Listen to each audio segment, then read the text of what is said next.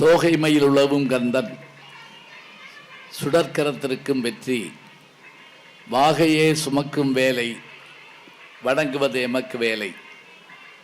திருவாக்கும் செய்கர்மம் கைகூட்டும் செஞ்சொல் பெருவாக்கும் பீடும் பெருக்கும் உருவாக்கும் ஆதலால் வானோரும் ஆணைமுகத்தானை காதலால் கூப்பொருதம் கை. வேயுறு தோழிபங்கன் விடமுண்ட கண்டன் மிக நல்ல வேணி தடவி மாசரு திங்கள் கங்கை முடிமேலடிந்தன் உளமே புகுந்த அதனால் ஞாயிறு திங்கள் செவ்வாய் புதன் வியாழல் வெள்ளி சனிபாமிரண்டு முடனே ஆசரு நல்ல நல்ல அவை நல்ல நல்ல அடியாரவர்க்கு மிகவே என்று சொல்லி திருஞான சம்பந்தருடைய அந்த தேவார பதிகத்தோடு, அதுக்கு பேர் கோளறு பதிகம்னு பேர். பல பேர் அதை கோளாறு பதிகம்னு சொல்லிக்கிட்டு இருப்பாங்க. அதுவும் பரவாயில்ல, கோளாறு இருந்துச்சுன்னா அது சரி பண்ணிடும். அதனால் அது கோளாறை சரி பண்ணுற பதிகம். கோள்கள் நமக்கு தீமை செய்யாதவாறு. இந்த பாட்டு பாடப்பட்டது எப்போன்னு கேட்டிங்கன்னா வேதாரண்யத்தில் தான் பாடப்பட்டது.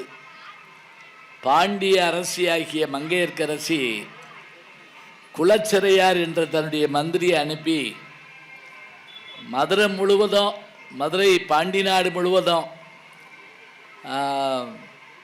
சமண இருளில் மூழ்கி இருக்கிறது, ஞானசம்பந்தர் சைவ ஒளி ஏற்ற வேண்டும் என்று அழைச்சி வர சொல்கிறாங்க. அப்போ அவர் போகிறார். அவர் மணல் மேல்குடியில் பிறந்தவர். இந்த ஈசிஆரில் இருக்குது மணல் மேல்குடி, கேள்விப்பட்டிருப்பீங்க. குலச்சிறையார் போகிறார். அங்கே திருஞான சம்பந்தர் இருக்கார், திருநாவுக்கரசர் இருக்காங்க. ஏன்னா அந்த திருமறைக்காடு அங்கே ஒரு அற்புதம் நிகழ்ந்த இடம். கதவை பூட்டி வச்சு சுற்றி வர சொல்லிட்டாங்க எல்லாரும். இவங்க தான் போய் கதவை திறப்பதற்காக 9 பாடல் பாடினார் திருநாவுக்கரசர்.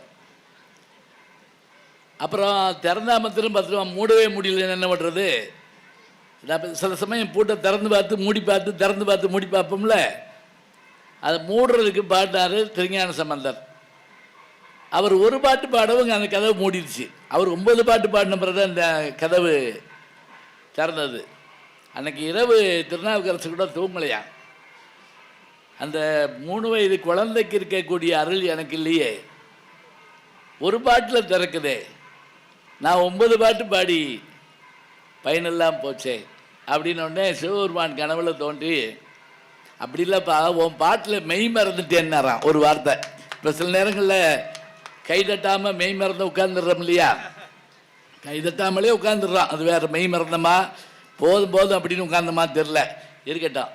அப்போ அங்கே குலச்சிறையார் போகிறாரு. பாண்டி நாட்டுக்கு அழைக்கிறாங்கன்னு சொல்கிறாங்க. பாண்டி நாட்டுக்கு பெறப்படுறார் திருஞான சம்பந்தர், சின்ன குழந்தை.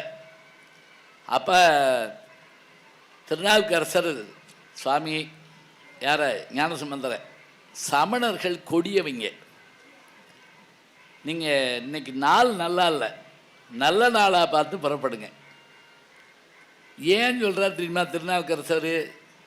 அவர் ஏற்கனவே அந்த கட்சியில் இருந்தவர். அவருக்கு தான் அவங்கள பற்றிய ரகசியமெல்லாம் தெரியும்.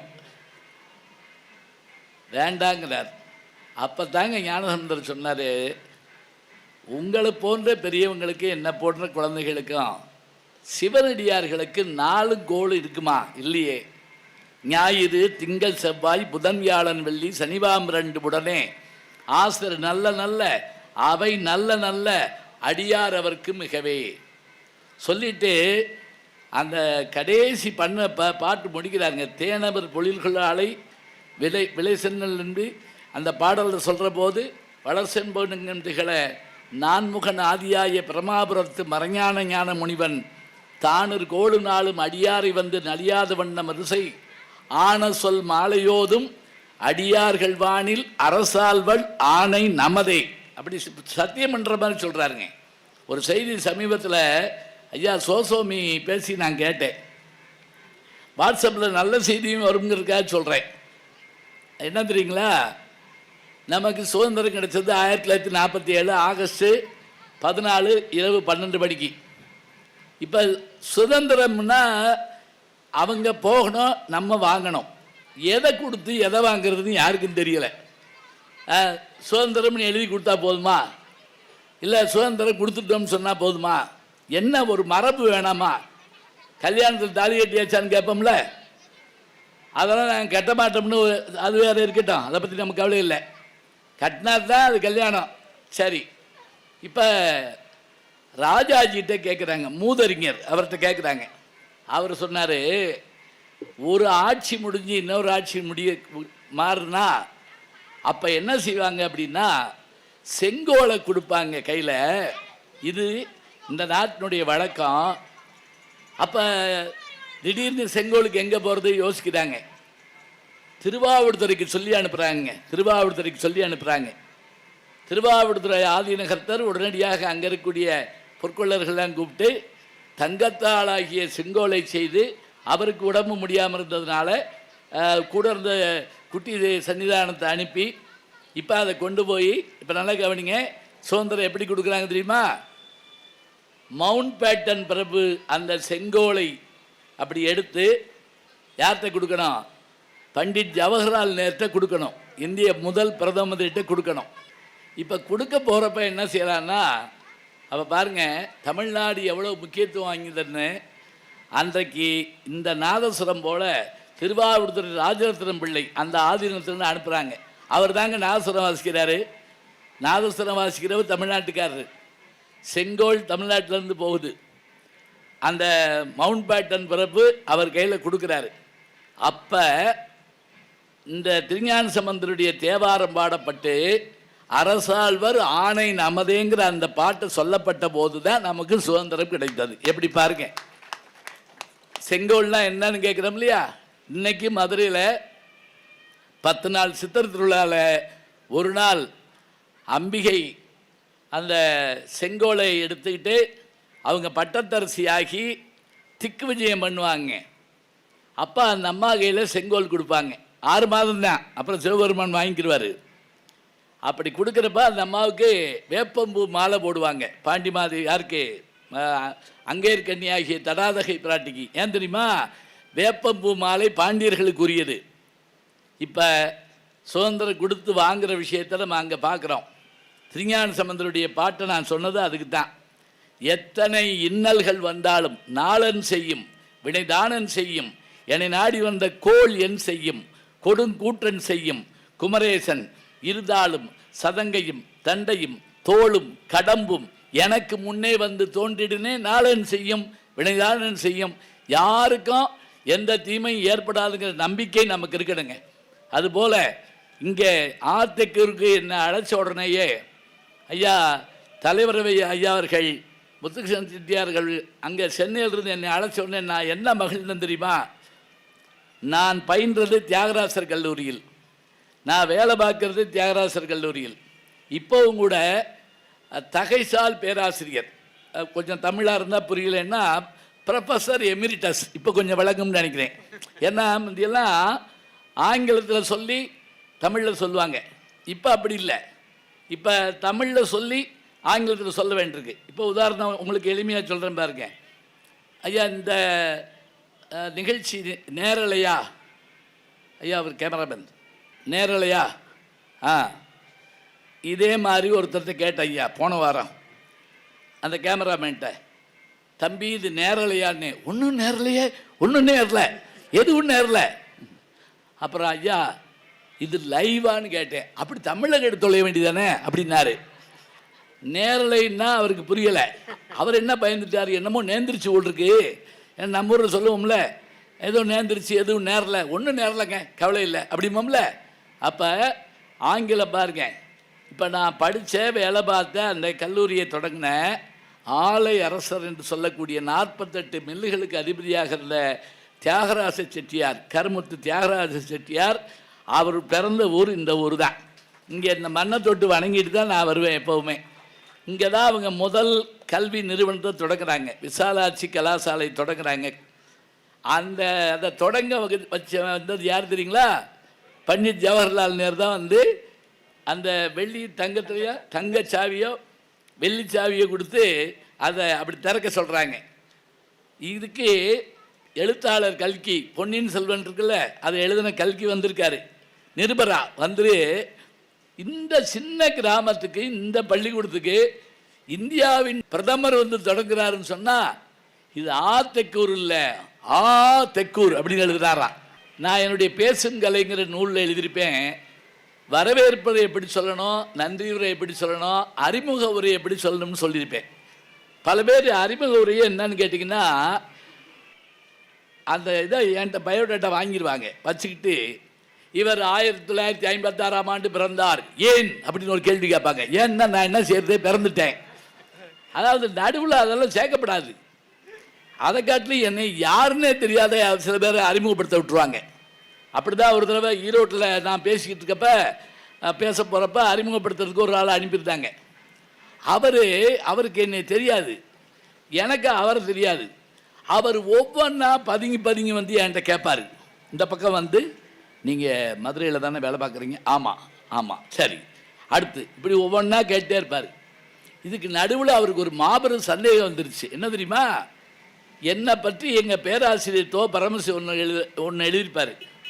என்னை பற்றி எழுதியிருக்கப்ப இவர் பேச்சாளர், நடிகர், அதெல்லாம் போக இவர் ஒரு மின் ஊடக கண்டுபிடிப்பாளர் அப்படின்னு. அதாவது நான் அறிமுகமானது தொலைக்காட்சியில், வானொலியில், யூடியூப்பில் அப்படிங்கிறதுக்காக மின் ஊடக கண்டுபிடிப்பாளர் அப்படின்னு அவர் எழுதியிருக்காரு.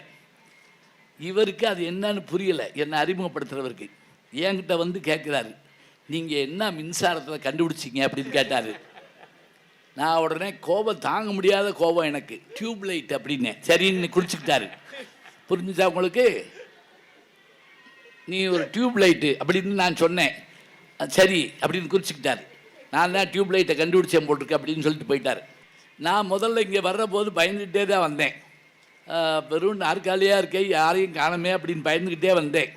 ஆனால் எனக்கு ஒரு நம்பிக்கை இருந்தது. என்ன அப்படின்னா, நல்லா பேசினா எங்கே இருந்தாலும் வந்துடுவாங்க. அதோட நாங்கள் 5 லட்சம் பேர் கொண்ட உலகத்தின் மாநாட்டிலையும் பேசியிருக்கோம். ஆளே இல்லாத ஆல் இந்தியா ரேடியோலையும் பேசியிருக்கோம். ஆல் இந்தியா ரேடியோவில் யாருமே இருக்க மாட்டாங்க, நாங்களாக தான் பேசணும். நீங்கள் வானொலி நிலையத்துக்கு பேச போயிருந்தீங்கன்னா இன்றைக்கும் பார்க்கலாம், நம்மளை ஒரு ரூமில் உட்கார வச்சுட்டு அவங்க வெளியிலேருந்து அப்படிம்பாங்க, பேச ஆரம்பிக்கணும் அப்படிம்பாங்க. அதை கொஞ்சம் முடிச்சுக்கோன்னு அர்த்தம், என்று கூறி அப்படின்னு சொல்லி முடிக்கணும். இது எங்களுக்கு சொல்லி கொடுத்துருப்பாங்க. இதில் என்னென்னா, இந்த கிராமப்புற ஆட்களுக்கு பல பேருக்கு தெரியாது. அதில் ஒருத்தர் பாடகரை கொண்டு உட்கார வச்சு அவர் அங்கேருந்து கண்ணாடிக்கு வெளியே இருந்து அப்படின்னாரு. அவர் எந்திரிச்சு ஓடியான்ட்டார், கூப்பிடுறாரு போட்டிருக்கு அப்படின்னு ஓடிட்டார். அப்புறம் திருப்பி கொண்டு உட்கார வச்சாங்க. அது கூட பரவாயில்லைங்க. ஒரு நாதஸ்வர வித்வானை கொண்டு வந்து வாசிக்க விட்டு அவர் வாசிக்கிட்டு இருக்காரு. டைம் முடிஞ்சிருச்சுங்க. என்னென்னமே செஞ்சு பார்க்குறாங்க. ஒன்றும் அவருக்கு சைகையெல்லாம் காட்டுறாங்க. ஒருத்தர் நாட்டியம்லாம் ஆடி காட்டுறாரு. அப்படி அவர் கண்ணை மூடி லயிச்சிட்டார் ராகத்தில். ஒன்றும் இது பண்ண முடியல. அப்புறம் ஒருத்தர் இங்கேருந்து இருந்தால் இப்படின்னார். அவர் கண்ணை முழிச்சு பார்த்து நாதஸ்வரத்தை சுற்றி வாசிச்சார். அப்படியே ஓ இப்படி விரும்புகிறாங்க போட்டிருக்கு அப்படின்னு.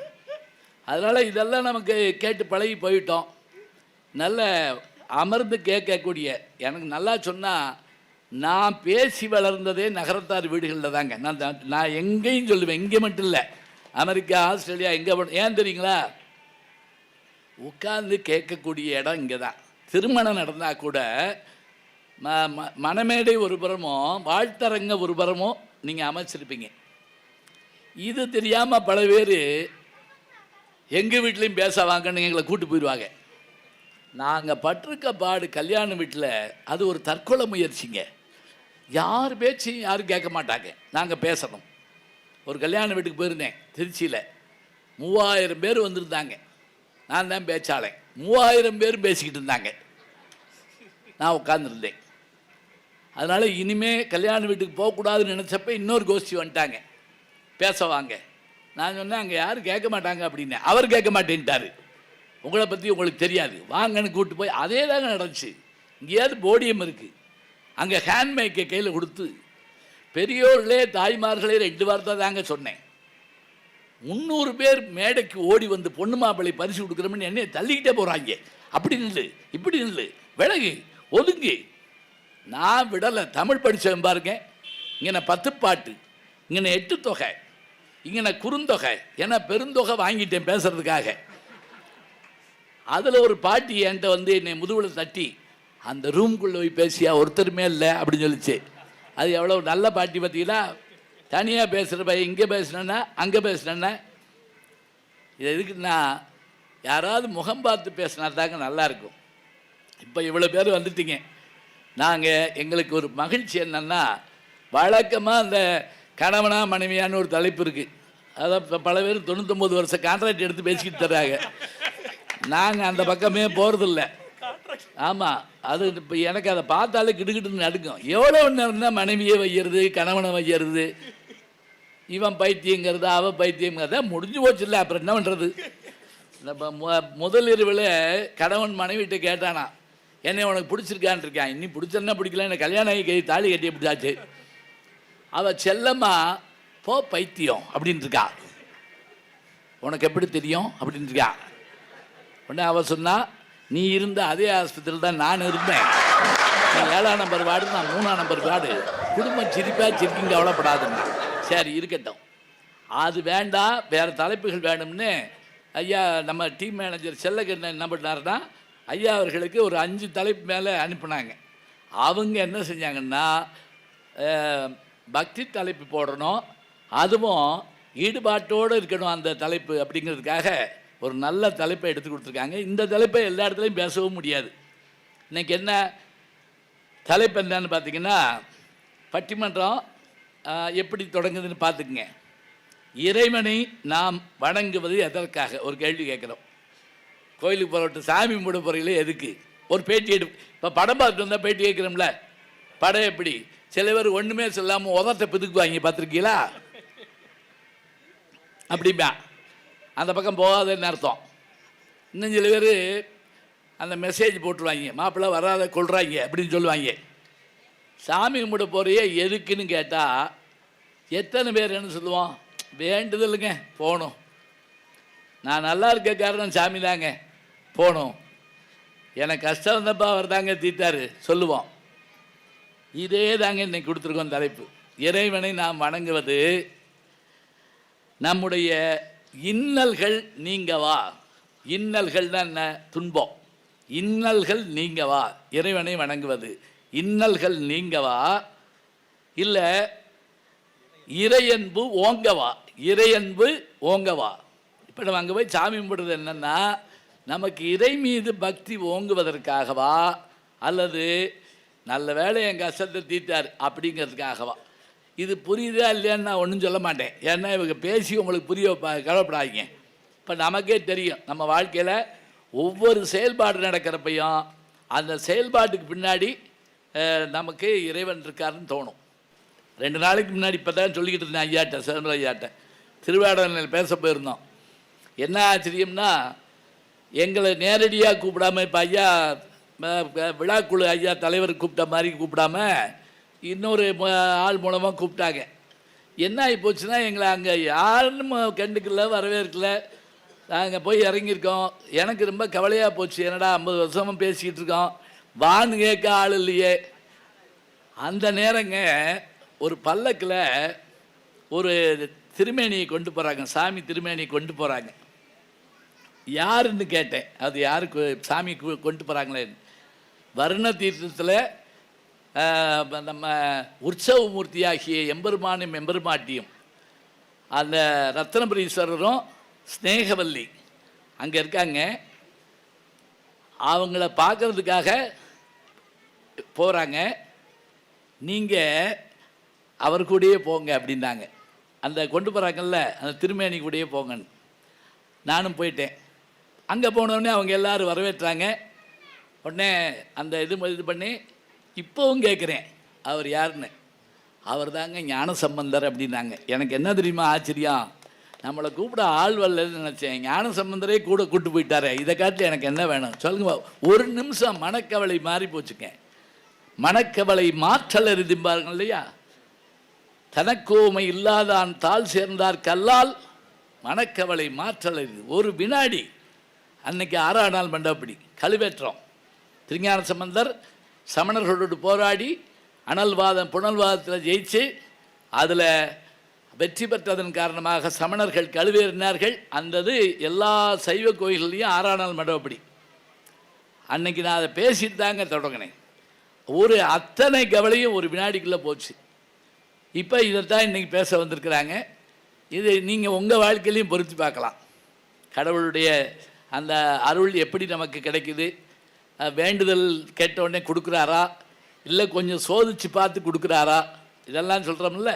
சரி, வாரியார் சாமி சொல்லுவாருங்க, நமக்கு சோதனை வந்தால் ரொம்ப கவனமாக இருக்கணுமா. ஏன் தெரியுமா? கடவுள் கிட்ட வர்றாருன்னு அர்த்தமா. சோதனை வந்தால் தான் அவர் காப்பாற்ற வருவார் இல்லையா. இப்போ கதாநாயகன் எப்போ வருவார்? சும்மா இருக்க போய் வருவார்? ஆஹா, கதாநாயகிக்கு ஏதாவது இன்னல் ஏற்பட்டால் தான் கதாநாயகன் வருவார். அதுலேயும் நம்ம தமிழ் சினிமாவில் பார்த்திங்கன்னா கதவு திறந்தாங்க இருக்கும், கண்ணாடி உடச்சிட்டு வருவாங்க. பார்த்துருக்கீங்களா? கதவு திறந்தா இருக்கும், கண்ணாடி உடச்சிக்கிட்டு அப்படி வருவாங்க. அதுலேயும் பழைய எம்ஜிஆர் படங்கள் எல்லாம் அவரை காட்டுறப்பயே அவர் யாரையாவது காப்பாற்றிக்கிட்டே இருப்பார். பெரும்பாலும் பெண்களை தான் காப்பாற்றுவார். காப்பாற்றினோடனே அவங்க நன்றியும்பாங்க, என் கடமையை தான் செஞ்சேன் அப்படிம்பார். அவர் என்ன 20 பேர் ஸ்கூட்டியாக போட்டுக்காங்க, இருந்தாலும் நமக்கு மனசுக்குள்ள ஒரு சந்தோஷம் ஏற்படும். அதே மாதிரி அந்த காப்பாற்ற வர்றப்ப நல்ல படிக்கட்டு இருக்குங்க, கம்பி வழியை ஏறி போவேன். பார்த்துருக்கீங்களா? ஏன்னா படிக்கட்டில் ஏறி போக வேண்டியதானே. ஏன்னா வேகத்தில் சில பேர் அந்த அவசரத்தில் அண்டாக்குள்ளே கூட கை போகாதும்பாங்க. அதே மாதிரி அந்த பலம் அவ்வளோ இருக்கும், நமக்கு வந்து சேர்ந்துருவான். இப்போ இதைத்தான் பேச வந்திருக்காங்க. தலைப்பு, இறைவனை நாம் வணங்குவதனுடைய நோக்கம் என்ன? அது நம்முடைய இன்னல்கள் நீங்க 2 பேர், இறை அன்பு ஓங்க, இறைவனிடத்தில் அன்பு கூடுவதற்காக 2 பேர். இப்போ நான் தலைப்பு சொல்லிட்டேன், பேச வந்திருக்க ஆள். இப்போ ஒரு படம் சொன்னோடனே அதில் யார் யார் நடிச்சிருக்கா கேட்போம்ல. இப்போ அவங்கள பற்றி அறிமுகம் பண்ணுறேன். இன்னல்கள் நீங்க வேணும் பேசுவதற்காக வந்திருக்கார்ல, முதல்ல அமர்ந்திருக்கவர் நாஞ்சில் நாட்டிலிருந்து வர்றார்.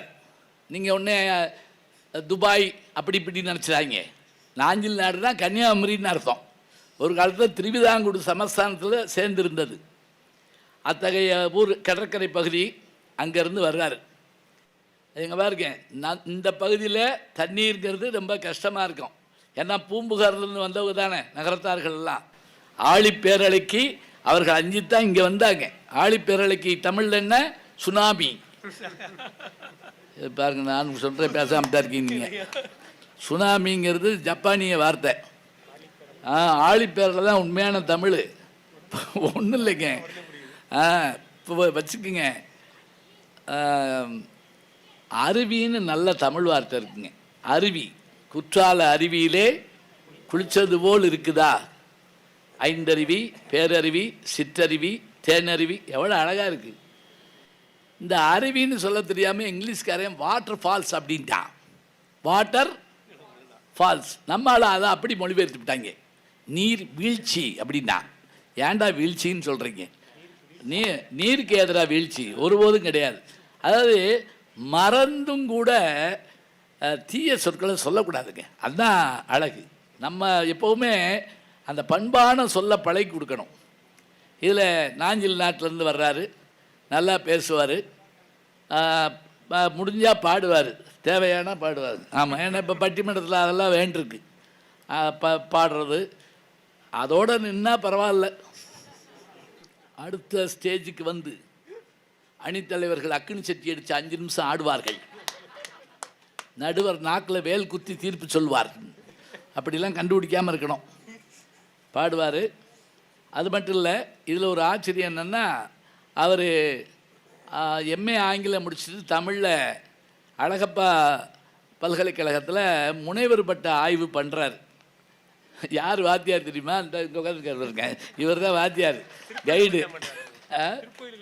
திருக்கோயில், இவரும் திருக்கோயிலுக்கு பற்றி தான் பண்ணுறாரு. சிவாலய ஓட்டம்னு அதை பற்றி பண்ணுறாரு. சிதம்பரத்திட்ட பண்ணுறாரு. அதை பாருங்க, சாதாரணம் கிடையாது. ஆராய்ச்சி பண்ணுறாரு.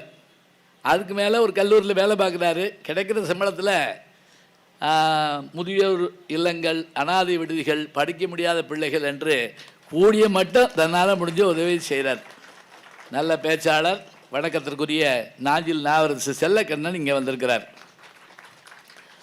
நல்லா கைதட்டுங்க, இல்லைன்னா நான் மிஷின் இருக்குது அதில் போட சொல்கிறேன். கைதட்டுற மிஷின் இருக்குது, இப்போ எல்லாம் போட்டுவிட்டோம்னா பட பட பட பட படன்னு அப்படி கைதட்டும். கோயிலில் ஒழுங்காக நாதஸ்வரம் வாசிக்கிட்டு இருந்தாங்க. சூடங்காட்டுறப்ப நாதஸ்வரம் அப்படின்னோடனே வாசிப்பாங்க. மல்லாரிம்பாங்க. மல்லாரின்னா என்ன வாசிக்கிறாங்களோ அதை வச்சுக்கிட்டு கோயிலுக்குள்ளே என்ன நடக்குதுன்னு மூணாவது இருக்கிறவனுக்கு தெரியும். சாமிக்கு பிரசாதம், சாமிக்கு அபிஷேகம், இன்னென்ன நடைன்னு இருக்கு. இப்போ என்னன்னா அவர் சூடத்தட்டை கையில் வச்சுக்கிட்டு சுவிட்சை போடுறாரு. டமுக்கு டமுக்கு டமுக்கு டமுக்கு டமுக்கு டமுக்கு. சிவபெருமானுக்கே பொறுக்குமா அதெல்லாம்? சூளாயத்தை எடுத்து குத்த போகிறார் ஒரு நாளைக்கு. நீ இனிமேல் போட்டேன்னு உன்னை கொண்டுருவே அப்படின்னு. என்ன சாமிக்கு நாதஸ்வரம் வாசிக்க முடியாது? அது கூட முடியாது. இப்போ காமிக்கிறது. இப்போ கைதட்டுறது ஏன் முடியலைன்னா கைதட்டுறதுக்கான வாய்ப்பே இல்லை நமக்கு. இலக்கிய கூட்டம் நடக்கும், அரசியல் கூட்டம் இருக்கும், அங்கெல்லாம் போய் கைதட்டுவோம். இப்போ என்ன, வீட்டுக்குள்ளே டிவி கிட்ட கைதட்ட முடியுமா? சோத்தை நிப்பாட்டுருவாங்க. நீ டிவிகிட்ட கைதட்டினேன்னு வச்சுக்கோ, நடக்கிறது வேறேன்ட்டுருவாங்க. அதனால் நீங்கள் நல்லா கைதட்டுங்க. இவர் இன்னல் நீங்கவேன்னு பேச வந்திருக்காரு. எப்போவுமே ஆண்களாக ஒரு விஷயத்தை பேசி முடிவெடுக்க முடியாது. நம்ம ஊர்களில் சொல்லுவா, எதுக்கு ஆச்சிட்டே ஒரு வார்த்தை கேட்டுக்கிறோம் அப்படிம்போம் இல்லையா? அது மாதிரி பெண்களும் சேர்ந்து ஒரு வார்த்தை பேசணும். அது இப்போ 50-50, 33 இல்லை 50. இதெல்லாம் நம்ம சிவபெருமானும் செஞ்சுட்டாருங்க. உமையொரு பாகன் தானே, அவர் பாதி கொடுத்துட்டார் இல்லையா? சரி, பெண்கள் பேச வரணும், அதுவும் நல்ல இறை பக்தியோடு பேச வரணும். இன்னல் நீங்கவே என்று பேசுவதற்காக நல்ல பேச்சாளர், நல்ல படிப்பாளி, அதோடு மட்டுமில்லை பேசுகிற போது ஒரு நனி நாகரிகத்தோடு பேசக்கூடிய பாகனேரியைச் சேர்ந்த நம் பகுதிக்காரங்க தான். வணக்கத்திற்குரிய சாத்தம்மை பிரியா அவர்கள் இங்கே வருகிறார்கள். நகரத்தார் வீடுகளில் தாங்க இன்றைக்கும் தமிழ் இருக்குது. எப்படின்னா அம்மைன்னு பேர் வைப்போம். மீனாட்சி அப்படின்னு சொல்கிற மாதிரி, மீனாம்பாள் அப்படி சொல்கிற மாதிரி, அப்பன் அம்மை, அது மாதிரி சாத்தம்மை பாருங்க. அம்மையே அப்பா ஒப்பிலாமணியே அப்படின்னு சொல்கிறது. அந்த பேர் இன்னும் வழக்கத்தில் இருக்குது. நல்லா பேசுவாங்க. திருச்சியிலேருந்து வருகை இருந்திருக்கிறார்கள். இந்த 2 பேரும் இன்னல் நீங்கிறதுக்காக வந்திருக்காங்க. சரியா? நேர்த்திக்கடன் விபூதியே காணும். உங்கள் 2 பேத்துக்கும் விபூதி பூசிட்டு வந்திருக்கணும். இனிமேல் அந்தந்த மேக்கப்போட வர சொல்லி போடணும். அந்த இந்த பாருங்க எப்படி பிரமாதமா. இந்த 2 பேரும் இன்னல் நீங்க.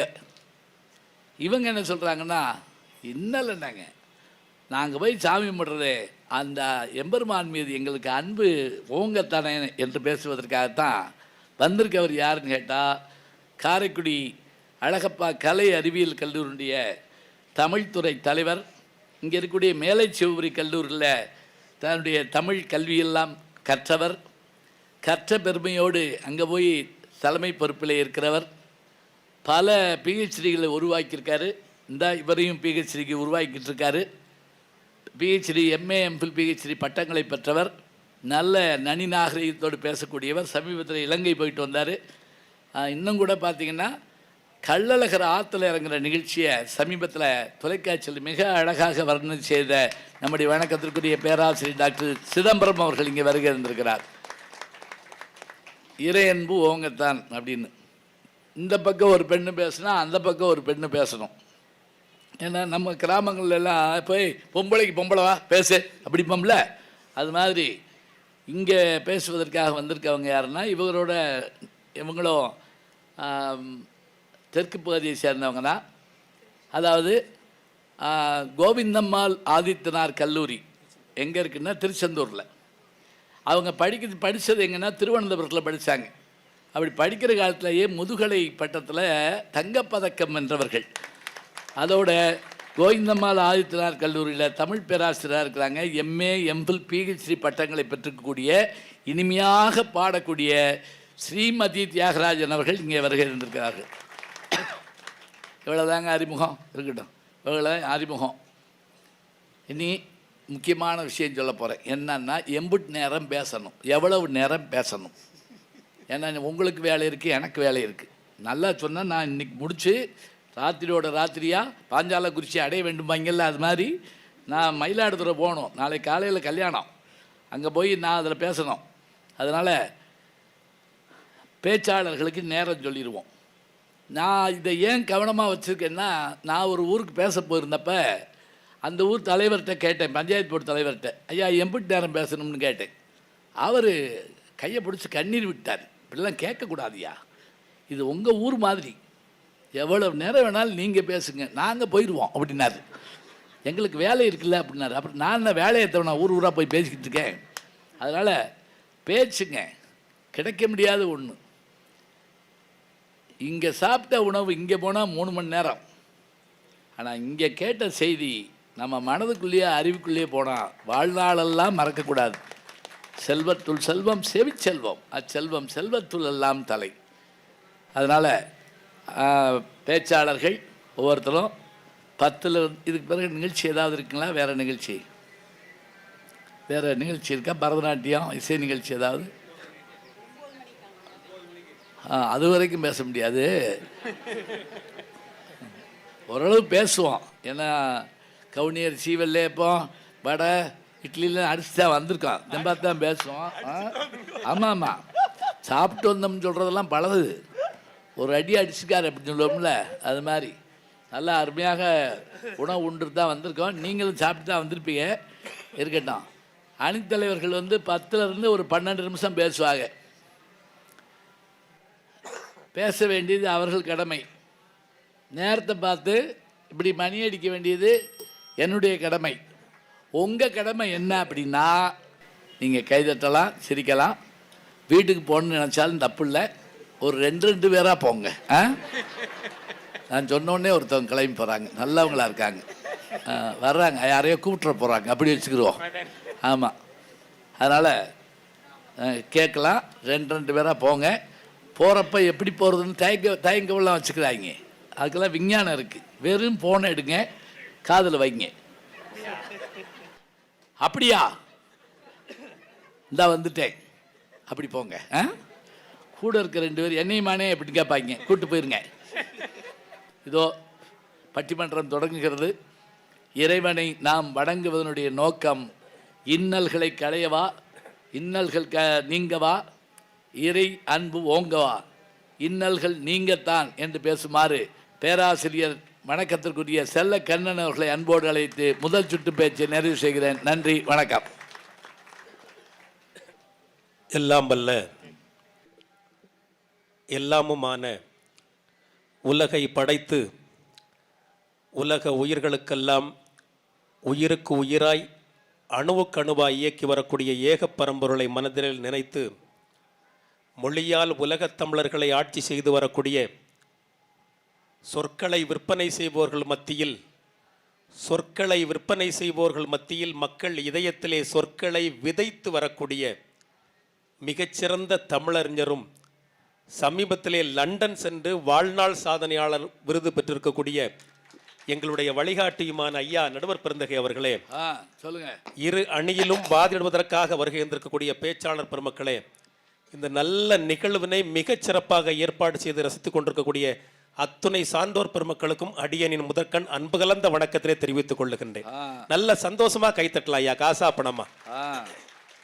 ஏன்னா நல்ல கைத்தட்டி ரசிச்சோன்னா சுகரு, ப்ரெஷரு, கொலஸ்ட்ரால்லாம் வராது, எதுவுமே வராது, நோயே வராது. ஏன்னா இந்த உலகத்தில் உண்மையான கோடீஸ்வரன் யார் அப்படின்னா, நோயே இல்லாதவன் தான் கோடீஸ்வரன், கடனே இல்லாதவன் லட்சாதிபதி. அவ்வளவுதான். குறிப்பா தாய்மார்கள், பெண்கள் நல்ல கை தட்டினீங்கன்னா தலைமுடி நல்லா வளரும் அப்படின்னு சொல்லி போன வாரம் தான் அமெரிக்காவில் கண்டுபிடிச்சிருக்காங்க. ஆமா, சந்தேகமாக தான் ஒரு நட போய் கேட்டு வந்துருங்க, அவ்வளவுதான். அருமையான ஒரு தலைப்பு. ஏதாவது வாட்ஸ்அப்ல பார்த்துருப்பாரு, வேற ஒன்றும் இல்லை. ஐயா அருமையான ஒரு தலைப்பு ஐயா, ரொம்ப சந்தோஷம் ஐயா. நல்ல பேஸ்ல வச்சிருந்தீங்க, அப்போ மாதிரி வச்சிருங்க. ரொம்ப அருமையான ஒரு தலைப்பு. நாம இறைவனை வழிபடுறது, கோயிலுக்கு வர்றது எதுக்கு ஐயா? வீட்டில் பிரச்சனை இல்லைன்னா கோயிலில் அர்ச்சனை இல்லை, அப்படி இருந்தா தான் வருவோம். எல்லாம் நமக்கு கிடைச்சிட்டேன்னு வச்சுக்கோங்களேன். தேவைக்கு பணம் இருக்கு, தேவைக்கு பொருள் இருக்கு, தேவைக்கு சொத்து இருக்கு, அத்தனை நல்ல ஆரோக்கியமாக இருக்கிறோன்னு வச்சுக்கோங்களேன், எந்த குறையும் இல்லை. கோயிலை நினைச்சு பார்ப்போம்மா, கோயிலுக்கு ரொம்ப பெரும்பாலும் ஆட்கள் வருவோம்மா. சாமியை நினைக்கிறதுக்கே நமக்கு நேரம் இருக்காதுயா, இருக்காது. நமக்கு உள்ள பிரச்சனையை சரி பண்றதுக்கு தான் ஆண்டவனிடத்தில் நம்ம வர்றோம். ஆ அதனால தான் கிருஷ்ண பரமாத்மா குந்தி இடத்துல கேட்கிறாரு, உனக்கு என்ன வேணும் அத்தை அப்படின்னு கேட்கிறாரு. எல்லாருக்கும் எல்லாம் கொடுத்துட்டாரு, அவதார நிறைவு நேரத்தில் எல்லாம் கொடுத்தாரு, கேட்கறவங்களுக்கு எல்லாம் கொடுத்தாரு, கேட்டதெல்லாம் கொடுத்தாரு. குந்தி இடத்துல கேட்கக்கூடிய நேரத்தில் உனக்கு என்ன வேணும் அப்படின்னு நிற்கும்போது அந்த அம்மா கேட்டுச்சு, எனக்கு ஒரு தினசரி கவலையே கூடப்பா அப்படின்னு கேட்டாங்க. என்ன அர்த்தம் அப்படின்னா, ஏத்த அப்படி கேட்குறீங்க அப்படின்னு கேட்ட உடனே அந்த அம்மா சொல்லிச்சு, அதாவது கவலையில் தானே கிருஷ்ணா நான் ஒன்ன நினைப்பேன் அப்படின்னு. கவலை இருந்தா தான் நாம கடவுளையே நினைக்கிறோம். ஐயா, தொழில்ல நமக்கு நஷ்டம் வந்துட்டு, பிள்ளைக்கு கல்யாணம் ஆகல, பையனுக்கு வேலை கிடைக்கல, அத்தனை பிரச்சனைகள் இருக்கு. இதனால தான் பல பேர் காவடி எடுக்கிறது, பழனிக்கு பாத யாத்திரை போறோம், ஐயப்பன் கோயிலுக்கு மாலை போட்டு போறோம் அப்படின்னு சொன்னா இத்தனை பிரச்சனைகள் இருந்து இத்தனை கஷ்டங்களில் இருந்து நாம விடுபடணும் அப்படிங்கிறதுக்காகத்தான் தன்னையே ஆண்டவனுக்கு ஒப்புவை கொடுக்கிறதுக்காக வர்றோம் அப்படின்னா இதுதான் நிதர்சனமான உண்மை. 18 படி மீது விளங்கிடும் சன்னிதானம், விதியை மாற்றி வைக்கும் வீரனின் சன்னிதானம், கவலையை போக்கிடும் கணபதி சன்னிதானம், கவலையை போக்கிடும் கணபதி சன்னிதானம், அவனி எல்லாம் காக்கும் ஐயப்பன் சன்னிதானம், மாமலை சபரியிலே மணிகண்டன் சன்னிதானம், மாபெரும் பக்தர்களும் வணங்கிடும் சன்னிதானம், சன்னிதானம் ஐயப்பன் சன்னிதானம் அப்படின்னு பக்தர்கள் எல்லாம் போறாங்க. அப்படின்னா வருஷத்துல 3 முறை மாலை போடக்கூடியவங்க இருக்கு, ஏன் வாழ்நாள் முழுக்க அப்படியே விரதம் இருக்கக்கூடியவங்க பக்தர்கள் இருக்காங்க. காரணம் என்ன? அவங்க வீட்டில் இருக்கக்கூடிய பிரச்சனை, அவர்களுக்கு இருக்கக்கூடிய பிரச்சனை, அத்தனை பிரச்சனைகளையும் கவலைகளையும் மறப்பறதுக்கு ஆண்டவா உன் இடத்துல வந்துட்டப்பா என்ன காப்பாத்து அப்படின்னு போறாங்க. இல்லைன்னா போவோமா? ஐயா, உடல் நல குறைவு அப்படின்னு வச்சுக்குவோம், முதல்ல என்ன பண்ணுவோம்? நேச்சுரோபதி, நேச்சுரோபதி, அப்புறமா அலோபதி, அப்புறமா ஹோமியோபதி. இந்த 3 பதியும் விட்டுறோம். சரி, நீ நமக்கு வாய்ப்பு இல்லை, வெங்கடாச்சலபதியை போய் பார்ப்போம். ஓ, அந்த பதி இருப்பாரு. அப்புறம் போய் திருப்பதியை போய் பார்ப்போம். திருப்பதி சென்று வந்தால் நமக்கு திருப்பம் அப்படின்னு சொல்லி எல்லா பதிகள் கைவிட்டாலும் கடைசியிலே வெங்கடாச்சலபதி நம்மை கைவிட மாட்டார் அப்படிங்கக்கூடிய நம்பிக்கையிலே பிரச்சனைக்கு ஆபத்து பாந்தவன் அவன் தான் அப்படின்னு போறோமா இல்லையா? ஐயா, உடம்புக்கு முடியல, இன்னும் பல பேர் எல்லா வைத்தியசாலைகளையும் போய் பார்ப்பாங்க, எல்லா வைத்தியரையும் போய் பார்ப்பாங்க. கடைசியில எம்பெருமான் வைத்தியநாதனிடம் தஞ்சமடைகிற பொழுதுதான் உங்களுக்கு கவலைகள் தீர்கிறது, அமைதி கிடைக்குது. அப்படின்னா என்ன அர்த்தம்? நாம பக்தர்கள் அங்க போகிறதே ஏன் கோயில் கூட ஒரு கோயில் நம்ம கட்டி வழிபாடு நடத்துறோம் அப்படின்னு சொன்னா அத்தனை பேருடைய பிரச்சனைகளையும் ஊரினுடைய பிரச்சனையும் சரி பண்றதுக்காகத்தான். வைத்தீஸ்வரன், மகா வைத்தீஸ்வரன். அதாவது ஐயா, நமக்கு கஷ்டம் வர்றதே கடவுளை நினைக்கிறதுக்கு தானே. அவன் அருள் இல்லைன்னா நடக்குமா? அத்தனை பிரச்சனைகள் இருக்கு நம்ம வாழ்நாளில், நமக்கு கஷ்டம் இல்லையா ஐயா?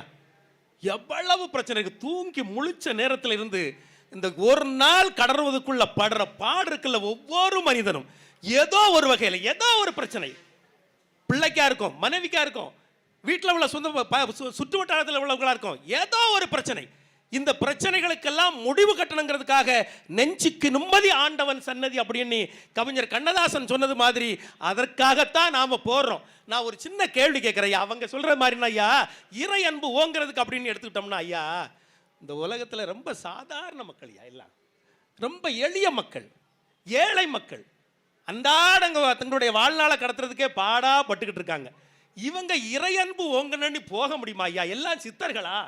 எல்லாரும் ஞானிகளா? நல்லா கேளுங்க. எல்லாரும் அப்படி உங்களே மாதிரி இருக்க முடியுமா ஐயா? சித்தர்களாகவும் ஞானியாகவும் ரிஷியாகவும் இருக்க முடியுமா?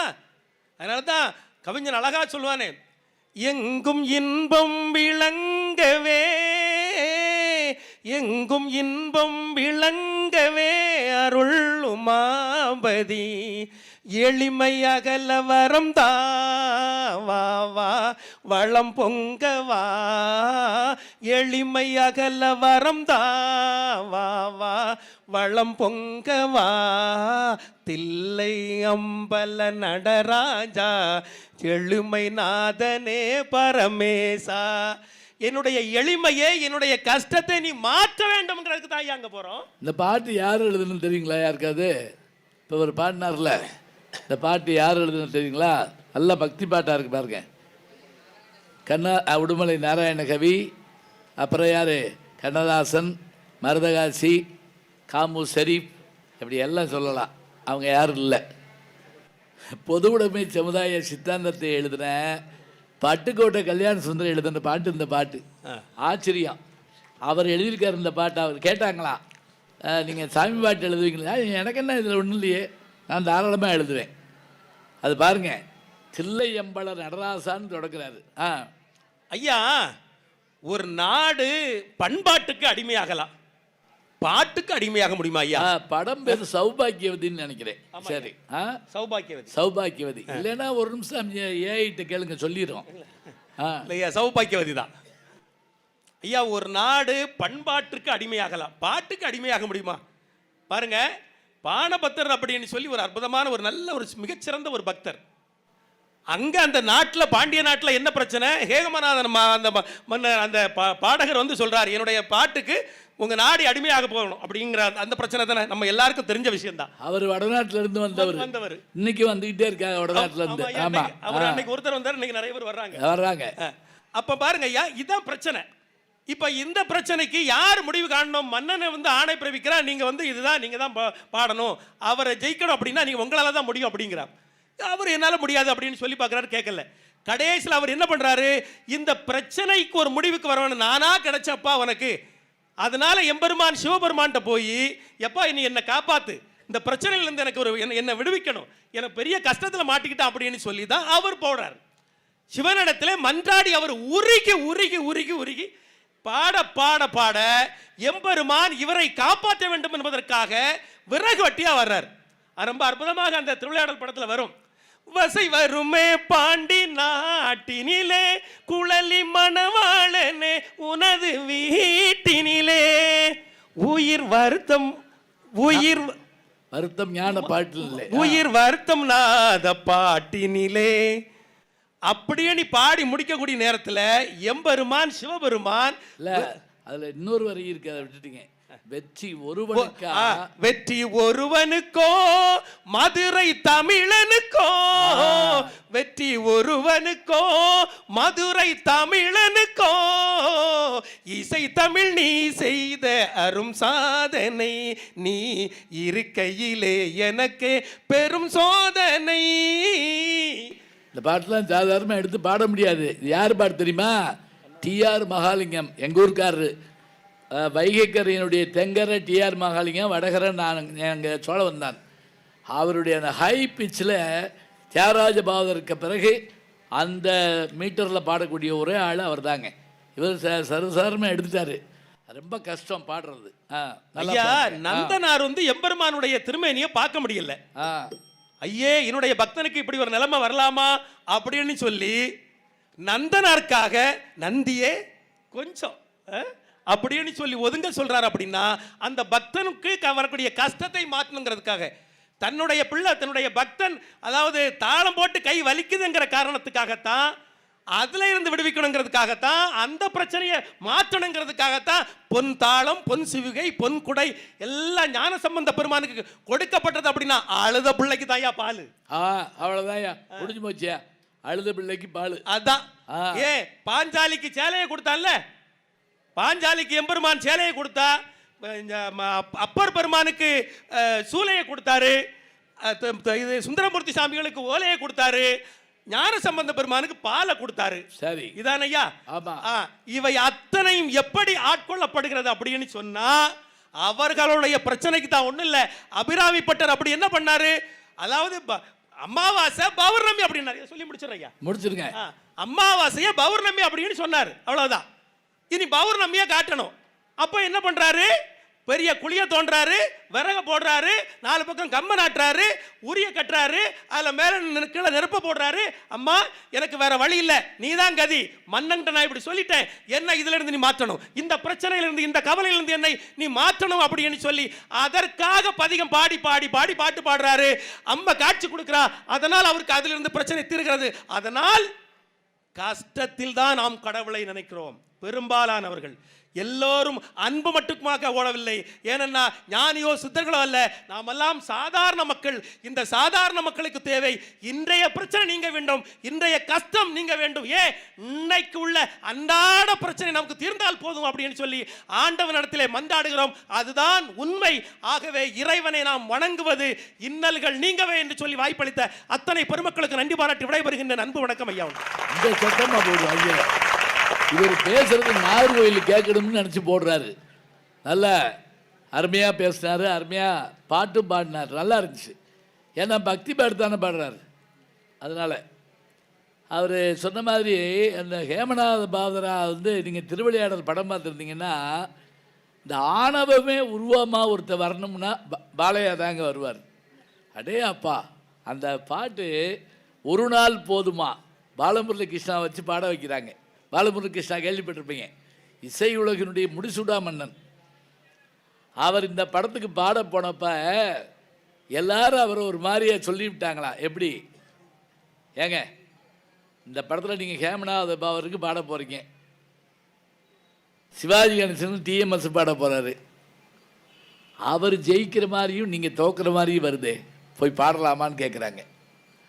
அதுக்கு பாலமுரளி கிருஷ்ணா என்ன சொன்னார் தெரியுமா, நான் யார்கிட்ட தோக்குறேன், சிவபெருமான்கிட்ட தானே தோக்குறேன், அதனால தப்பு இல்லை. ஏன்னா அந்த குரல் யார், சிவபெருமான் கேட்குறேன், பாட்டும் நானே. அந்த ஹேமநாத பாகவதர் அந்த ஒரு நாள் போதுமா, அது ராக மாளிகைம்பாங்க. நல்ல இசை தெரிஞ்சவங்களுக்கு தான் நல்லா ரசிக்க முடியும். ஒவ்வொரு வரியிலையும் ஒரு ராகத்தை கொண்டு அதை வச்சிருப்பார். ராகங்களினுடைய மாலை, அதான் அதனுடைய சிறப்பு. அது சொல்ல சொல்ல நமக்கு அப்படியே இருக்கும். இசை கேட்டு எழுந்தோடி வருவார் என்றோம், எழுந்தோடி தோடி அப்படிமாரி தோடி தாகம். எனக்கு இணையாக தர்பாரில் எவரும் உண்டோ, தர்பார் தர்பார் ராகம். இப்படி பாடி முடித்த உடனே பாண்டிய மன்னன் அப்படி அந்த பொற்காசை கொடுப்பார். அவர் சொல்வார், வரகுணா, இந்த சாதாரண பரிசுக்காக நான் இந்த பாட்டை பாடினேன் என்று நினைக்கிறாயா, பின் ஏன் பாடினேன் என்று கேட்கிறாயா, சொல்லிட்டு உன் நாட்டில் யாராவது இருந்தால் என் கூட போட்டிக்கு வரணும், நான் பாடி உன் பாண்டிய நாட்டு புலவன் தோற்பானே, ஆனால் இனிமேல் பாண்டி நாட்டில் எவனும் வாயை திறந்து பாடக்கூடாது. பாருங்க என்னன்னு ஆணவத்தை பாருங்க, வாயை திறந்து பாடக்கூடாது. சம்மதமா? மன்னர் ஒரு நிமிஷம் யோசிப்பார், அப்புறம் சொல்லுவார், பாண்டி நாடு அப்படி ஒன்றும் இசையில் குறைஞ்சதில்லை, நான் ஏற்றுக்கிறேன்ட்டுவார். அப்போ தாங்க சிவபெருமான் வருவார். 64 திருவிளையாடலில் பெரும்பான்மையான திருவிளையாடல் எங்கே நடந்தது? மதுரை தாங்க. அழகாக சொன்னார், அபிராமி பட்டர் சொன்னார், இன்னல் வந்தால்தான், பிரச்சனை வந்தால்தான் அர்ச்சனையை போய் பார்க்குறோம், டக்கு டக்கு டக்குன்னு நெஞ்சிக்கிட்டு அது பண்ணிக்கிறோம். அதுவும் டிவி பார்த்துக்கிட்டு இருக்கப்ப கரண்ட் போயிடுச்சுன்னு வைங்க, இறைவா ஏன் இப்படி சோதிக்கிறாய், அவர் என்ன செஞ்சார் பாவம். அதில் சில பேர் போடுறா, பக்கத்து வீட்டில் பார்த்தோம், அவன் போயிட்டு அங்கேயும் கரண்ட் போச்சு, நல்ல வேலை அவனும் பார்க்கல நம்மளும் பார்க்கல. இன்னொருத்த தெருவே போச்சு, அப்படி போடு பிரமாதம், ஒரு பயிலும் பார்க்கல. இங்கே இன்னல்கள் நீங்கத்தான் இறைவனை வணங்குகிறோம், அப்படியெல்லாம் போய் சாமியை கும்பிடலாமா? உண்மையான அன்பு அதற்கு ஈடு இணையில்லை என்று பேச, இறையன்பு ஓங்கவே என்று பேச நம்முடைய பேராசிரியர் டாக்டர் சிதம்பரம் ஐயா அவர்கள் வருகிறார். வாங்க ஐயா. நல்லா இருந்தது, சூப்பராக இருந்தது. எடுத்த காரியம் யாவிலும் வெற்றி, எங்கு நோக்கினும் வெற்றி மற்ற அங்கே விடுத்த வாய்மொழிக்கு எங்கனும் வெற்றி. ஒரு அருமையான பட்டிமண்டபத்தை மிக சீரும் சிறப்புமாக நடுவராக இருந்து நடத்தி கொண்டிருக்கிற எங்கள் போற்றுதலுக்கும் பேரன்பிற்கும் உரிய நடுவர் பெருந்தகை அவர்களே, இறை வழிபாட்டினுடைய நோக்கம் நம்முடைய இன்னல்கள் நீங்குவதற்கா அல்லது இறையருள் ஓங்குவதற்கா என்கிற ஒரு அருமையான தலைப்பில் அமைந்திருக்கிற பட்டிமண்டபத்தில் 2 அணியினுடைய சார்பாகவும் பேசுவதற்காக வருகை தந்திருக்கிற சான்றோர் பெருமக்களே, ஒரு அருமையான திருக்கோயிலினுடைய கும்பாபிஷேகத்தை ஐயா அவர்கள் சொன்னது போல 6வது முறையாக 72 வருடமாக நடத்தி கொண்டிருக்கிற தெக்கூர் நகரத்தை சார்ந்திருக்கிற சான்றோர் பெருமக்களே, உங்கள் அனைவரையும் ஒரு முறை வணங்கி மகிழ்வதில் நான் பெரிதும் மகிழ்ச்சி அடைகிறேன்.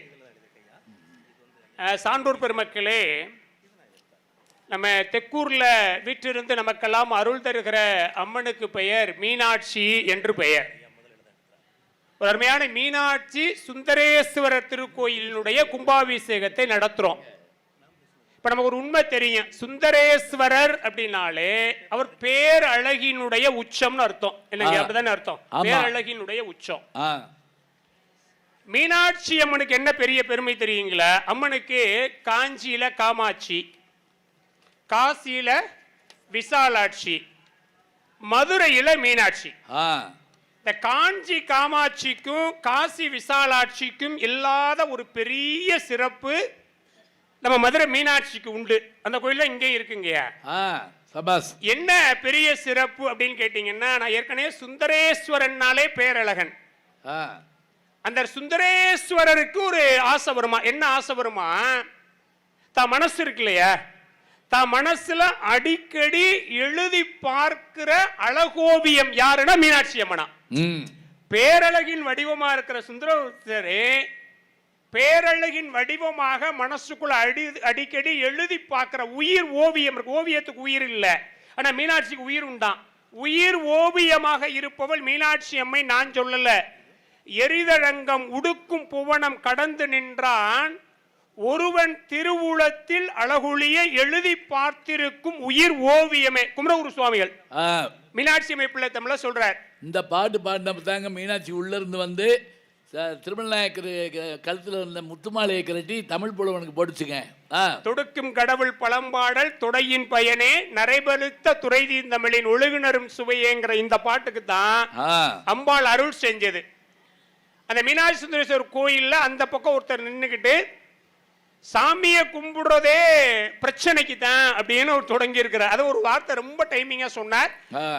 பிரச்சனை இல்லைன்னா அர்ச்சனை இல்லை. ரொம்ப நல்லா இருக்கு செலக்கண்ணு சார், கேட்கறதுக்கு ரொம்ப நல்லா இருக்கு. ஆனா நமக்கு ஒரு உண்மை தெரியணும் இல்லையா? கோயில்ல பேசுறோம், ஏன் பிரச்சனை வருது? கேள்வி இருக்குல்ல, ஏன் பிரச்சனை வருது? ரொம்ப எளிமையா ஒரு உதாரணம் சொல்லவா?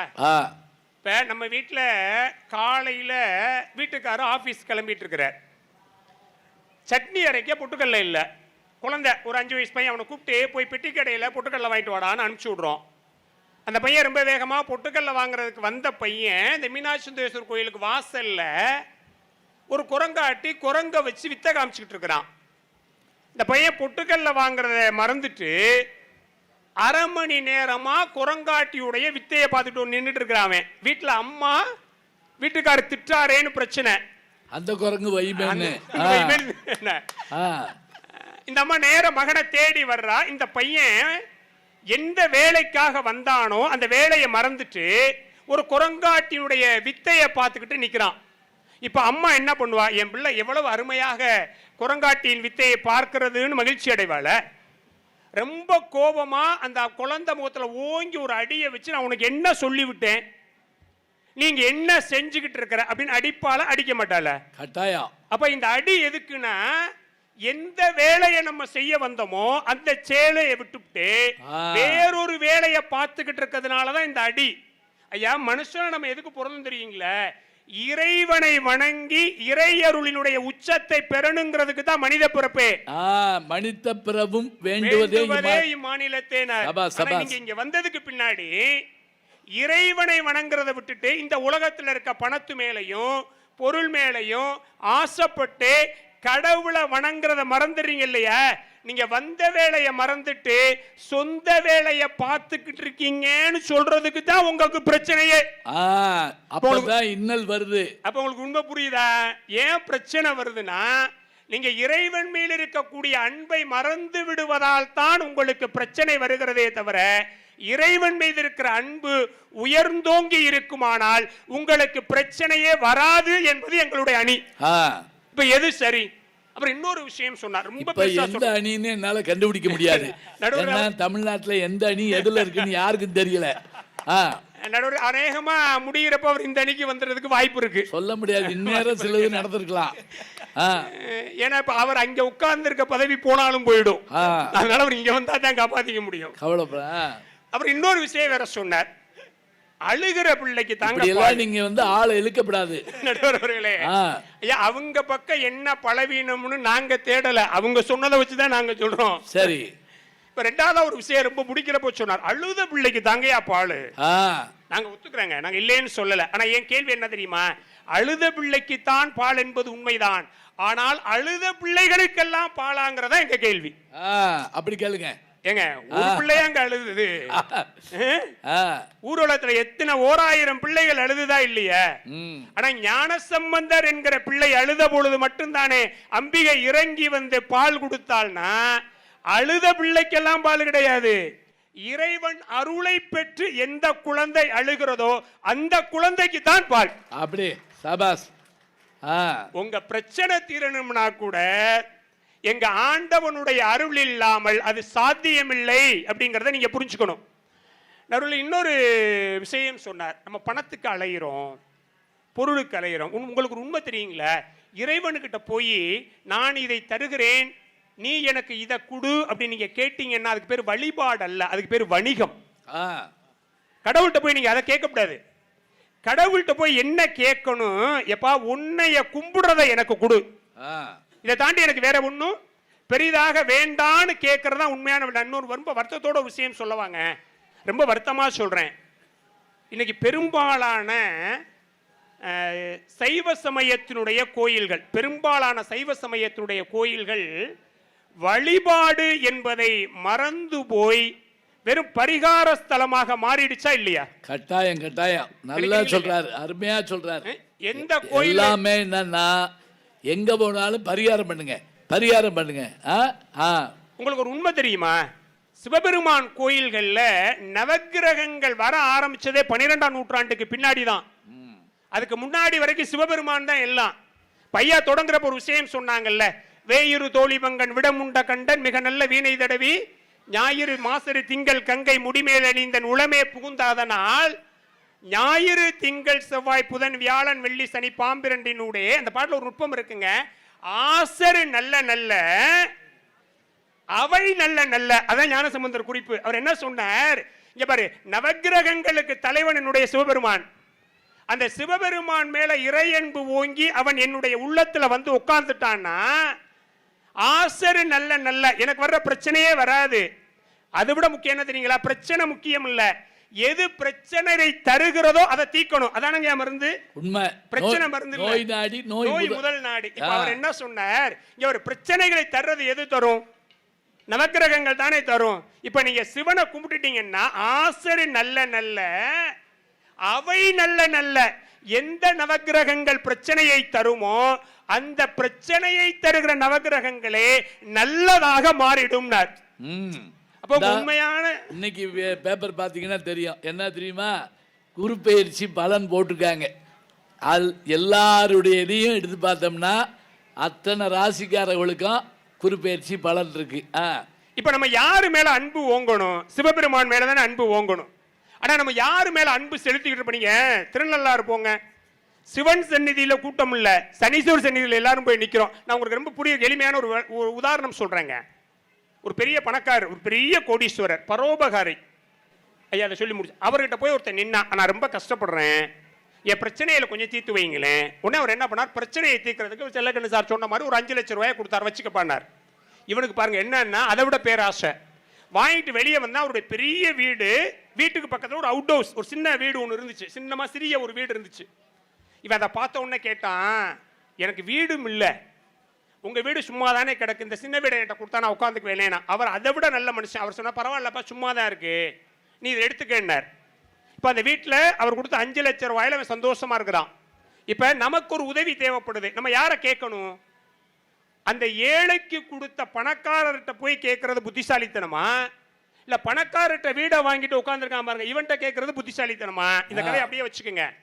திருநள்ளாறுல சனீஸ்வரன் போய் சிவபெருமான்கிட்ட வேண்டி அவருடைய பாவம் நீங்கி அந்த கோயில்ங்கிற அவுட் ஹவுஸ்ல ஒரு பிரகாரத்தில் இருக்கிறார். சரி, இப்ப உண்மையிலே நம்ம யாருக்கிட்ட போய் வேண்டணும்? ஆ, சிவபெருமான்கிட்ட வேங்கிறதா இல்ல சிவபெருமானுடைய அருள் பெற்ற சனீஸ்வரன் வேண்டதான்னா நம்ம உண்மையிலேயே சிவபெருமான்கிட்ட வேண்டணும். ஆ. ஆனா நம்ம எங்க போய் நிக்கிறோம்? சனீஸ்வரன் போய் நிக்கிறோம். இந்த இங்க திருமூர்ல அவர் மூலவராகிய அந்த காலவேங்க பெருமாளை பார்க்கறது இல்லை. சக்கரத்தால் வர போய் சுற்றிக்கிட்டு 3 சுத்துங்க மாருதி கார் வாங்கிட்டேன் அப்படி சொல்லிக்கிட்டு தராங்க. ஏன்னா அவர் கார் டீலர் அவரு. நடுவர் இது எங்க பிரச்சனை? இது செல்லக்கணிமை பிரச்சனை, இந்த இந்த ஆளுக பண்ண பிரச்சனை. அந்த இன்னல் வந்துருச்சு அவங்க. இறைவனுடைய திருவருளை பெறதுக்கு இறைவன்ட்ட வேண்டாம போய் துன்ப நீக்கனுக்கு போய் சனீஸ்வரன் வெறும் பரிகார ஸ்தலங்களாக கோயில்களை மாத்திட்டோமே. இதோடைய நோக்கம் என்னன்னா இறை அருள் ஓங்காமல் பிரச்சனைகளை மட்டுமே தீர்ப்பது என்று நினைத்த உங்களை போன்றவர்களால் தான் இந்த பிரச்சனை வந்தது. அப்படி இப்ப நீங்க உங்களுக்கு பிரச்சனை இல்ல, உங்களாலதான் எங்களுக்கும் பிரச்சனை. இந்த அணியால தான் உங்களுக்கு பிரச்சனை, உலகத்துக்கும் பிரச்சனை. ஆமா. அப்புறம் பணம் தேடணும், பணம் இல்லாட்டி ஒண்ணுமே இல்லை. உங்களுக்கு உண்மை சொல்றீங்க. வாரியார் சுவாமிகள் ரொம்ப அருமையா ஒரு நிகழ்ச்சி சொல்லுவாருங்க. அதுதாங்க பக்தி, அதான் வழிபாடு. அவர் என்ன சொல்றார், நான் ரொம்ப நெகிழ்ந்து போனேன் இதை படிச்ச உடனே. திருச்செந்தூர் கடற்கரையில ஒரு கணவனும் மனைவியும் நடந்து போறாங்க. 2 பேருமே துறவரம் வாங்கிக்கிட்டவங்க. கணவர் முன்னாடி நடந்து போறார், மனைவி பின்னாடி நடந்து போறா. அந்த திருச்செந்தூர் மணல்ல நினைச்சு பாருங்க, நல்ல 12 மணி ஒரு வைரத்தோடு ஒன்று கிடந்து டால் அடிக்குது அந்த மணல்ல. இந்த முன்னாடி நடந்து போன வீட்டுக்காரர் என்ன பண்ணார், ரொம்ப வேகமா மண்ணை தள்ளி இப்படி மூடினாருங்கய்யா. பின்னாடி வந்து அந்த அம்மா பார்த்துட்டு கேட்டா என்ன பண்றீங்கன்னா, இவர் சொன்னார் இல்லை ஒன்றும் இல்லைன்னார். அவர் சொல்ல நான் பார்த்துட்டேன், நீ என்ன பண்ணீங்கன்னு சொல்லுங்கன்னு அந்த அம்மா கேட்டா. உன்னை இவர் சொன்னார் ஒன்றும் இல்லை, ஒரு வைரத்தோடு கிடந்துச்சு. பொதுவாகவே பெண்களுக்கு நகைனா கொஞ்சம் ஆசை ஜாஸ்தி இல்லையா? நம்ம 2 பேரும் துறவரம் வாங்கிக்கிட்டவங்க. ஒருவேளை அந்த தோட்டை பார்த்து உனக்கு ஆசை வந்துடுமோன்னு நினைச்சு நான் மண்ணை தள்ளி மூடுனேன் அப்படின்னு இந்த பெரியவர் சொன்னார். இந்த அம்மா ஒரு கேள்வி கேட்டா, ஏங்க இந்த உலகத்துல யாராவது ஒரு மண்ணை இன்னொரு மண்ணால மூடுவாங்களா? அப்படி சொல்லுங்க. யாராவது ஒரு மண்ணை இன்னொரு மண்ணால மூடு. இந்த பெரியவர் சொன்னார், எனக்கு கூட பார்க்கறப்ப அது வைரத்தோடுன்னு தோணுச்சுமா, உனக்கு அது மண்ணுன்னு தோணுச்சு இல்லையா? இப்ப உண்மையிலேயே ஞானம் எனக்கு இல்ல, உனக்கு தான். முன்னாடி போக வேண்டியது நீயே தவிர நான் இல்ல. நீ தான் முன்னாடி போகணும், நான் தான் பின்னாடி நடந்து போகணும். அப்ப பணமும் பொருளும் ஒரு உண்மையான பக்திக்கு முன்னால் எந்த வலிமையும் உடையன அல்ல. இதான் சேக்கிழார் சுவாமிகள் என்ன சொன்னார், ஓடும் செம்பொன்னும் ஒக்கவே நோக்குவார். ஆகா, அருமையான பாட்டு. அடுத்த வரி பாருங்க, அற்புதமான வரிங்க. கூடும் அன்பில் கும்பிடலே இன்றி வீடும் வேண்டா விரலில் நீங்கினார். இந்த கூடும் அன்புங்கிற வார்த்தை அற்புதமான வார்த்தைங்க. 2 பொருள் இருக்குதுல. ஒரு பொருள் இறைவன்பால் நமக்கு கூடுகிற அன்பு, அதான் இங்க கேட்ட இறை அன்பு ஓங்கவான்னு கேட்டது. இன்னொரு பொருள் இறைவன்பால் நம்மளை கூட்டுவிக்கிற அன்பு, கொண்டு போய் சேர்க்கணும். ஒரு சொல்லுக்கு 2 பொருள். எப்ப இறைவன்பால் இந்த அன்பு கூட்டுவிக்கும்னா, இறைவன்பால் உங்களுக்கு எப்பொழுது அன்பு கூடுகிறதோ அப்பொழுதுதான் இது இறைவன்பால் கொண்டு போய் நம்மை கூட்டுவிக்கும் என்பதை புரிந்து கொள்வதுதான் பக்தியினுடைய உண்மையான தாத்பரியம். அதனால பெரியவங்க சொன்னாங்க, பச்சை மாமலை போல் மேனி பவளவாய் கமலச்செங்கன் அச்சுதா அமரரேரே ஆயர்தம் கொழுந்தே என்னும் இச்சுவை தவிர யான் போய் இந்திரலோகம் ஆளும் அச்சுவை பெரினும் வேண்டேன் அரங்கமா நகருளானே என்று நம்முடைய பெரியவர்கள் கொண்டாடுகிறார்கள் என்றால் நோக்கம் இந்த உலக இன்பம் அல்ல, இது ஒரு பிரச்சனையும் அல்ல. இன்னொன்று சொன்னாருங்க, தேவை எதுங்க தேவை? நான் என்ன கேட்கிறேன், எது தேவை, எவ்வளவு தேவை? இது 2க்கு எனக்கு பதில் சொல்லுங்க. நீங்க சொல்றீங்களா தேவை தேவை, எவ்வளவு தேவை? எது தேவை, எவ்வளவு தேவை? இப்ப உங்களுக்கு காப்பி தேவை வந்துருச்சு. அவர் அங்க சிவஞான போதும் சொல்லிக்கிட்டு இருக்க, அம்மா அம்மா அம்மா அம்மா அம்மா தாயி அவர் என்ன செய்வாரு, குடிச்சுக்கிட்டே பேசுவாரா? இங்க வாங்க, இங்க வாங்க. ஓவர் அன்பாத்தான் இருக்கீங்க நீங்க. நான் என்ன கேக்குறேன், இல்லம்மா அது வாங்கி வைங்க என்கிட்ட, அப்புறமேல குடிச்சுக்கலாம். 1 ரூபாயிலையும் இருக்கட்டுமா, நன்றிப்பா. 1 ரூபாயிலையும் மனசு திருப்தி அடையலாங்க, 1 கோடியிலையும் மனசு திருப்தி அடையாம போகலாம். உண்டா இல்லையா? இப்ப எது தேவைங்கிறத எது தீர்மானிக்குது? நம்முடைய மனசு தானே தீர்மானிக்கும். இங்க பிறந்த கவியரசு கண்ணதாசன் ரொம்ப அருமையா சொன்னாருங்க, செட்டிநாட்டு பகுதியில் கையளவு கிடைத்தாலும் கலங்க மாட்டேன், ஆ அது கடலளவே ஆனாலும் மயங்க மாட்டேன், அவ்வளவுதான்.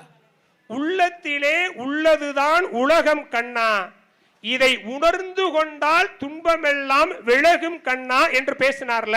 ஆ. இப்ப தேவை என்பது சுருங்குமானால் பிரச்சனை சுருங்கும், பிரச்சனை குறைந்தால் இறையன்பு பெருகும். அப்ப இறையன்பு பெருகுவதற்கும் ஒன்றை பிரச்சனையே இல்லை என்று நாம் முடிவெடுப்பதற்கும் காரணமாக இருப்பது மனசு. இந்த மனது எதை வைத்து தீர்மானிக்கப்படுகிற? இறைவனுடைய அருளால் தீர்மானிக்க. ஒரே ஒரு செய்தியோட முடிச்சிடுறேங்க. அது அப்பே சொல்லிக்கலாம்ல. பிரச்சனைன்னு ரொம்ப பேசுறீங்க, இதோட முடிச்சிருங்க. இது ரெண்டு விஷயம் இருக்குங்க. நம்ம செல்லக்கண்ணு சார் மாதிரி தான் வாழ்க்கையினுடைய பிரச்சனைக்காக கடவுள்கிட்ட போய் நின்னவர் சிவகோசரியார். சிவபெருமான் கண்ணுல பிரச்சனை வந்தவொன்னு ஓடிட்டார். உண்மையான இறையருளோட சிவபெருமான்கிட்ட போய் நின்னவர் கண்ணப்பர். இப்ப சிவபெருமானுக்கு பிரச்சனை வந்ததுன்னு அந்த பிரச்சனையை தன்னுடைய பிரச்சனையாக நினைத்து கொண்டு தன் பிரச்சனை பெரியது இல்லை, தனக்கு கண்ணே போனால் கூட இறைவன் மீது அன்பு செலுத்த வேண்டும் என்று நினைத்தார் இல்லையா?